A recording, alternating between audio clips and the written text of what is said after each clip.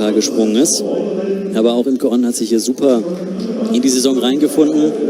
Hat jetzt hier in Weinheim im Moment die Führung inne, da sie diese Höhe schon im zweiten Versuch gemeistert hat. Das Publikum steht auf und das zu Recht, denn das ist jetzt der letzte Versuch. Die letzte Chance für Lia Apostolowski mit ihren 1,75 über 1,94 zu springen.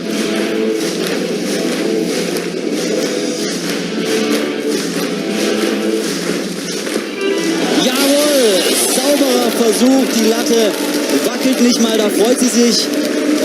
Saisonbestleistung um 8 cm verbessert. Das ist ein Quantensprung im Hochsprung. Wer mal in diesen Dimensionen unterwegs ist, der weiß, was 8 cm bedeuten. Von 1,86 vor wenigen Tagen in Frankreich, jetzt auf 1,94 hier in Weinheim. Der übrigens einen ganz besonderen Boden hat, einen Hallenschwingboden. Der Veranstalter hat mir erzählt, dass den Athleten hier nochmal einen extra Push gibt. Man muss sich ein bisschen dran gewöhnen.